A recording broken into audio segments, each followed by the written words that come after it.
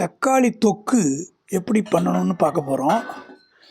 இது தோசை, சப்பாத்தி, இட்லி இதுக்கெல்லாம் தொட்டுக்கிட்டு சாப்பிட்லாம். தக்காளி விலை கம்மியாக இருக்கும்போது இந்த மாதிரி தொக்கு தயார் பண்ணி வச்சுக்கிட்டா நம்ம அதை கொஞ்சம் நாளைக்கு யூஸ் பண்ணலாம்.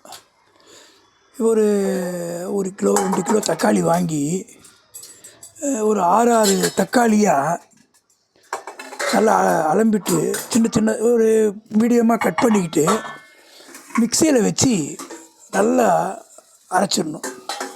அதை அரைச்ச பிறகு ஒரு மாதிரி ஒரு வாணலியில் கூட்டிக்கிட்டு கடைசியாக ஒரு 6 தக்காளி கட் பண்ணும்போது கொஞ்சம் புளியை அதில் போட்டு அரைச்சிடணும். இப்போ நமக்கு இந்த பேஸ்ட் ரெடி ஆகிடுச்சு. இப்போ ஒரு குக்கரில் நல்லா கொஞ்சம் போகிற எண்ணெயை ஊற்றி கடுகு, உளுத்தம்பருப்பை எண்ணெயில் நல்லா காஞ்ச பிறகு லேசாக வறுத்துட்டு அதுக்கப்புறமா இந்த தக்காளி நம்ம அரைச்சி வச்சுருக்கிறத அதில் கொட்டி கிளறிக்கிட்டே இருக்கணும். நம்ம கிளற அது என்ன ஆகும்னா ஒரு குறிப்பிட்ட காலகட்டத்துக்கு அப்புறமா நல்லா சுண்டி குறைவாக மாறிடும். கொஞ்சம் நல்லா தாராளமாக எண்ணெய் ஊற்றணும். எண்ணெயில் சிக்கனம் பார்க்காம ஊற்றணும். அப்போ தான் அந்த குவாலிட்டி நல்லாயிருக்கும். நல்லா சின்னதாக நல்லா வந்த பிறகு தேவையான அளவுக்கு உப்பு, பெருங்காய பவுட்ரு இதெல்லாம் போட்டு நம்ம கிளறி வச்சிட்டாக்க இதை அந்த தக்காளி சாதம் கூட இதை பிசைஞ்சு சாப்பிட்லாம். நல்ல டேஸ்ட்டாக இருக்கும். ஒரு ரெடி பண்ணி வச்சுக்கிட்டா ரெடிமேடாக நம்ம எப்போ வேணாலும் இதை யூஸ் பண்ண முடியும். அந்த மாதிரி ஒரு ரெடிமேட் ஐட்டம் இது.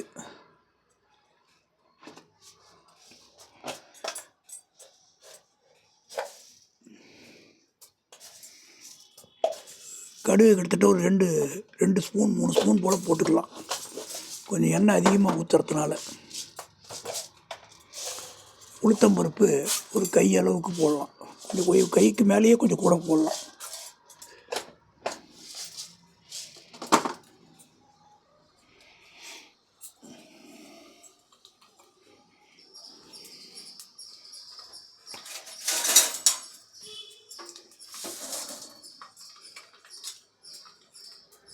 நிறையா எண்ணெய் ஊற்றினா கொஞ்சம் நல்லா அருமையாக இருக்கும்.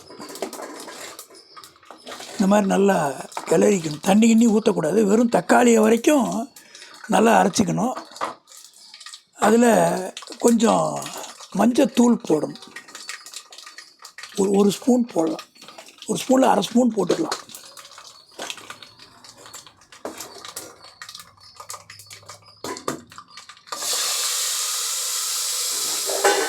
இந்த தக்காளி அரைச்சி வச்சதை, மிக்சியில் அரைச்சதை அப்படியே அதில் கொட்டணும்.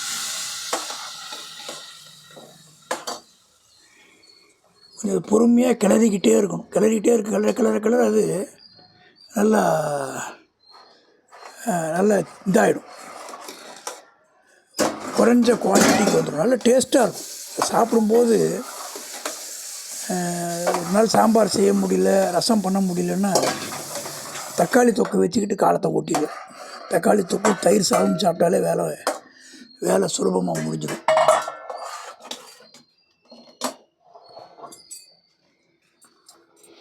பெருங்காய பவுடர் போடுறோம்.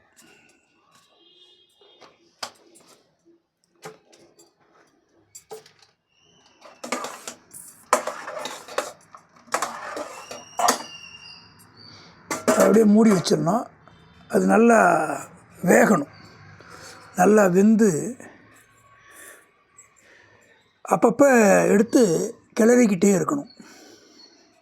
கிளறிட்டு நல்லா வெந்த பிறகு நம்ம அதுக்கு தேவையான உப்பு போட்டுட்டு வேலை முடிஞ்சு போச்சு. அவ்வளோதான், மேஜர் வேலை முடிஞ்சிச்சு.